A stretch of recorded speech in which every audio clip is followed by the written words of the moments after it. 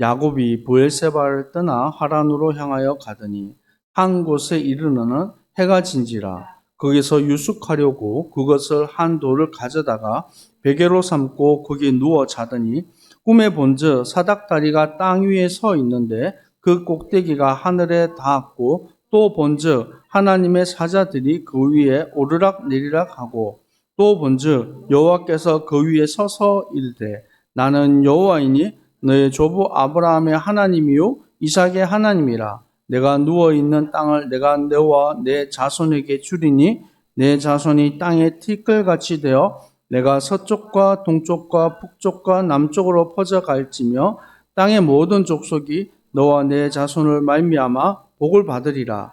내가 너와 함께 있어 내가 어디로 가든지 너를 지키며 너를 이끌어 이 땅으로 돌아오게 할지라. 내가 내게 허락한 것을 다 이루기까지 너를 떠나지 아니하리라 하신지라. 야곱이 잠을 깨어 이르되 여호와께서 과연 여기 계시거늘 내가 알지 못하였도다. 이에 두려워 이르되 두렵도다. 이곳이여 이것을 다름 아닌 하나님의 집이요 이는 하늘의 문이로다 하고 야곱이 아침에 일찍 일어나 베개로 삼았던 돌을 가져다가 기둥으로 세우고 그 위에 기름을 붓고 그곳 이름을 베델이라 하였더라. 이 성의 옛 이름을 루스더라. 야곱이 서원하여 이르되 하나님이 나와 함께 계셔서 내가 가는 이 길에서 나를 지키시고 먹을 떡과 입을 옷을 주시어 내가 평안히 아버지 집으로 돌아오게 하시오면 여호와께서 나의 하나님 되신 것이요 내가 기둥으로 세운 이 돌이 하나님이 집이 될 것이요 하나님께서 내게 주신 모든 것의 10분의 1을 내가 반드시 하나님께 드리겠나이다 하였더라. 아멘. 절망에서 소망으로라는 제목으로 하나님의 말씀을 증거하겠습니다. 때때로 우리가 삶을 살아가다 보면 예기치 않는 문제와 또 여러 가지 상황들을 만나게 됩니다. 그때 우리 마음에 겪는 아픔이 절망이라는 거예요. 앞으로도 갈 수 없고 뒤로도 갈 수 없고 피할 수가 없는 것입니다. 하지만 우리가 낙심하지 않는 이유가 있습니다. 그 이유는 소망의 하나님께서 나와 함께 하십니다. 우리 함께 고백합시다. 소망의 하나님께서 나와 함께 하십니다. 빌립보서 4장 12절에서 13절에 바울은 고백하고 있습니다. 나는 비천에 처한 줄도 알고 풍부에 처할 줄도 알아 모든 일곱 배부름과 배고픔과 풍부와 궁핍에도 처할 줄 아는 일체의 비결을 배웠노라. 내게 능력 주시는 자 안에서 내가 모든 것을 할 수 있느니라.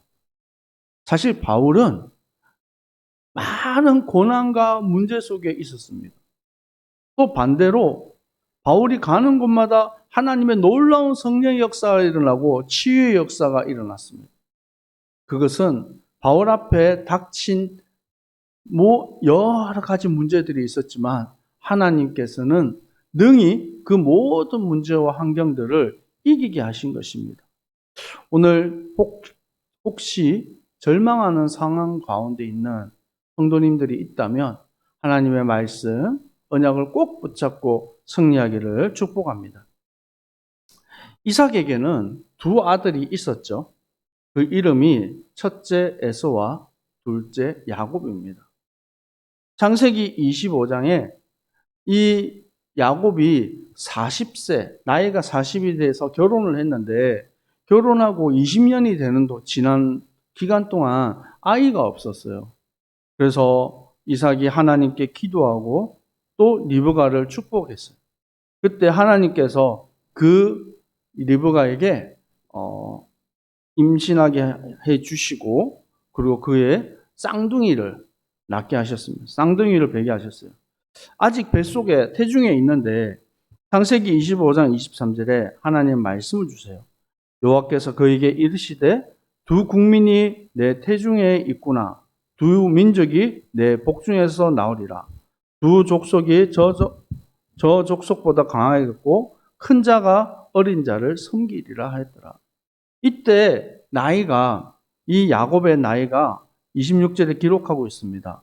리브가가 그들을 낳았을 때 이삭이 60세였더라. 나이가 60이 되어서 또 하나님이 귀한 자녀를 주셨어요.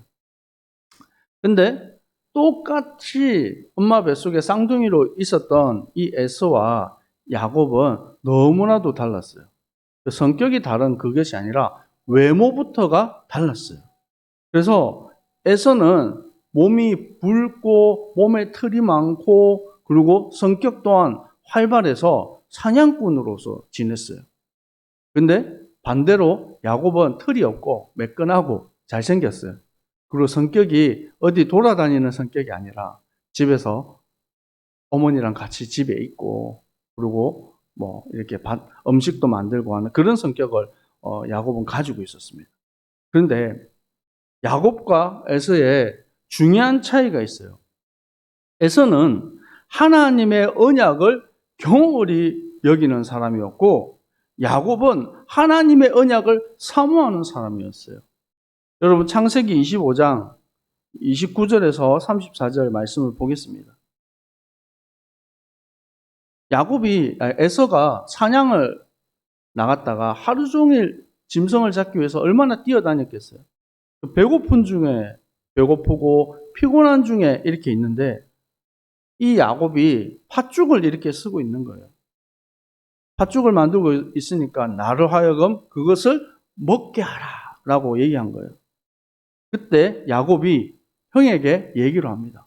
이게 농담으로처럼 한 건지 아니면 진지하게 한 것인지 야곱이 뭐라고 얘기했냐? 형의 장자의 명분을 내게 하소서라고 얘기한 거예요. 그때 에서가 만약에 하나님의 언약을 사모하는 자였다면 정색을 하면서 어떻게 이 귀한 장자의 명분을 먹을 것과 바꾸자고 하냐고 화를 냈어야 돼요. 그런데 여러분 창세기 25장 32절 한번 같이 한번 읽어볼까요? 시작. 에서가 이르되 내가 죽게 되었으니 이 장자의 명분이 내게 무엇이 유익하리요? 뭐요? 하나님이 주신 언약의 이 계보를 잇는 이 장자의 축복을 너무나도 경홀히 여겼다라는 거예요. 그것도 자그마치 팥죽 한 그릇에 그 장자의 명분을 팔아버립니다. 그래서 히브리서 12장 16절에서 17절에 기록하고 있습니다.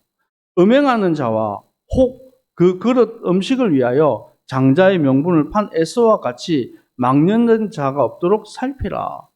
성경은 에서를 가리켜서 망령되다라고 말합니다.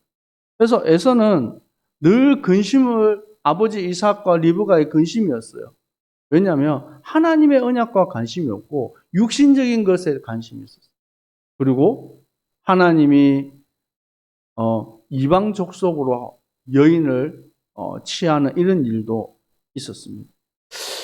그의 반면에 하나님에게 사랑을 받았던 야곱입니다. 야곱은 하나님의 언약이 무엇인지 그 장자의 축복이 무엇인지를 알았어요. 로마서 9장 12절에서 13절 말씀에 제가 읽어드리겠습니다.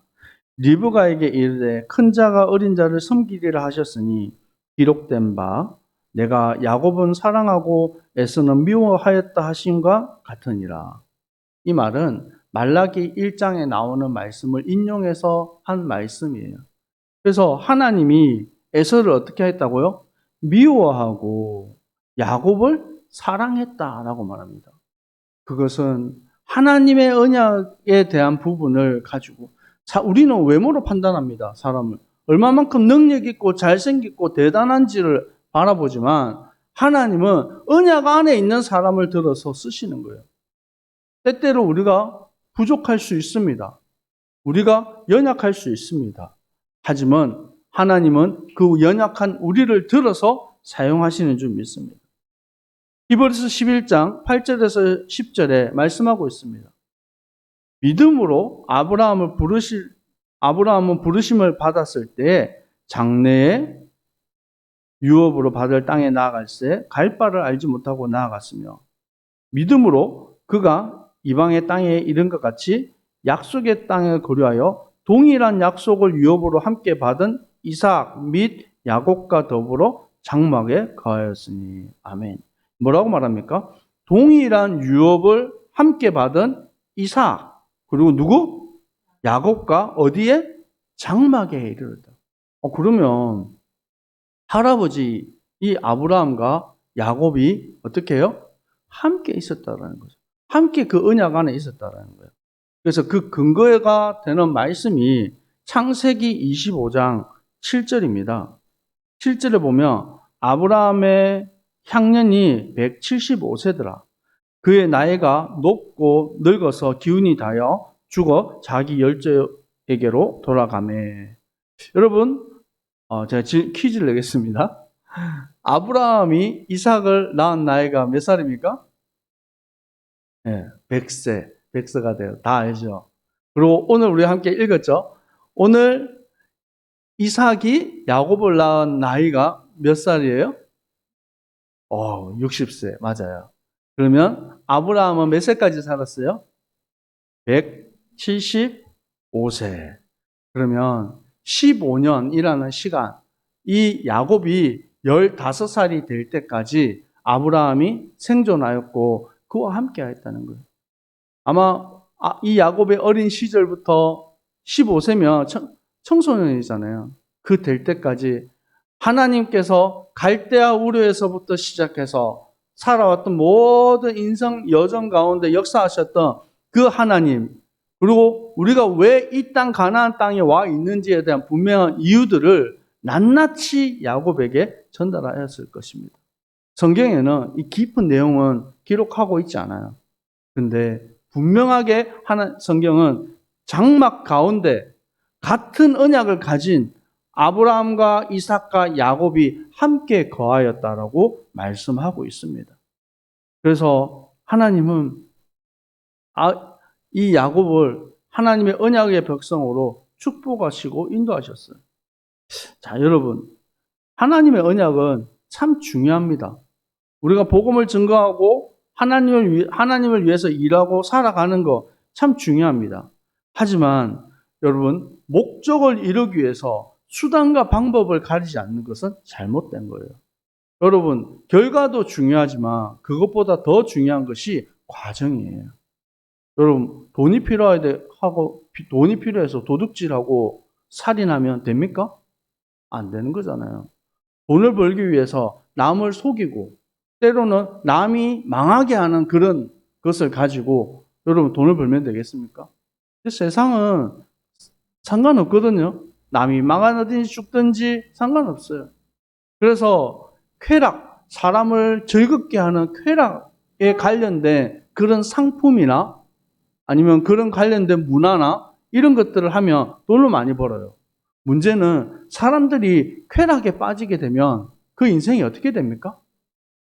심지어는 조금 더 나가면 각종 여러 가지 중독에 빠지게 됩니다. 그것을 가지고 돈은 벌겠지만 그 사람들이 망하게 되는 거예요. 여러분, 우리는 목적을 위해서 무조건 하는 것이 아닙니다. 여러분 삶 속의 신앙에서 하나님이 주시는 은혜의 과정 속에 있는 거예요. 아멘? 야곱은 분명하게 하나님의 언약을 바라보고 하나님의 이 언약하심을 사랑했습니다. 그런데 야곱이 그 방법이 잘못됐다라는 거예요. 뭐요? 인본주의를 쓴 거예요. 창세기 27장에 이제 이삭이 눈이 어두워져 가지고 이제 스스로 생각하기에 얼마 살지 못할 거다 생각을 한 거예요. 그래서 내가 축복을 하겠다. 장자, 당연하게 육신적인 생각으로 에서를 불러서 장자의 축복을 하려고 하는 거예요. 이삭이 뭘 잊어버렸습니까? 창세기 25장에 하나님이 언약하셔서 큰 자가 작은 자를 섬길 것이다 라고 하신 그 말씀을, 언약을 기억했어야 돼요. 근데 그걸 잊어버린 이삭이 잘못된 거예요. 그러면 그때 야곱과 리브가가 뭘 얘기해야 됩니까? 아버지 이삭에게 하나님께서 우리에게 주신 언약이 있지 않습니까? 비록 내가 둘째이지만 하나님이 큰 자가 작은 자를 섬길 것이라 하지 않았습니까? 그 약속의 말씀을 말을 했어야죠. 근데 다른 방법을 씁니다. 어떻게 해요? 에서의 옷을 가지고 와서, 그리고 염소의 털을 몸에다가 붙여가지고 그리고 음식을 만들어 가지고 야곱이 에서인 척 하면서 속이는 거예요. 뭘 위해서요? 장자의 축복을 받기 위해서. 그 결과는 아무리 좋은 목적을 위해서지만 그 결과는 아픔과 고통이 찾아오게 돼 있어요. 창세기 27장 에서가 돌아와 보니까 벌써 자기가 받아야 될 이 장자의 축복을 야곱이 다 받아버렸어요. 그리고 얼마나 화가 났는지 창세기 27장 41절에 내가 내 아우 야곱을 죽이리라 라고 말합니다. 그 소리를 이 어머니 리브가가 들은 거예요. 근데 어머니가 누구보다도 자식을 잘 알겠죠. 정말 에서가 야곱을 죽일 것 같아요. 그래서 어떻게 합니까? 얼른 야곱을 불러서 그 삼촌 라반의 집으로 피신하게 만듭니다. 이게 불신앙의 결과예요. 그래서 야곱은 끊임없이 노력하고 애쓰고 성공을 향해서 달려가는 사람이에요. 그런데 그 속에서는 하나님을 온전히 바라보는 믿음, 주인 되신 하나님을 온전히 바라보는 그 믿음보다는 자기의 열심과 자기의 노력이 있었다는 거예요. 언제까지 고생합니까? 야곱의 이름을 하나님이 바꿔주세요. 야곱의 이름이, 새로운 이름이 뭡니까? 이스라엘. 맞아요. 야곱의 이름이, 바뀐 이름이 이스라엘입니다. 평생 동안 열심히 노력해서 돈도 많이 벌었어요. 부인도 4명이나 있어요. 자식도 12명이나 있습니다. 그런데 그 모든 것이 한순간에 다 날아가 버리게 되는 거예요. 다 떠나보내고 야복강 나루에서 이제 하나님과 독대합니다. 밤새도록 실험하면서 나를 축복하여 주옵소서. 하나님의 은혜 없이는 내가 살 수 없습니다. 나를 축복하여 주옵소서. 그때 하나님이 야곱의 환도뼈를 부러뜨리고 골반뼈를 부셔버리는 거예요. 평생 이 야곱이 지팡이 짚고 다니는 절름발이가 되는 것이죠.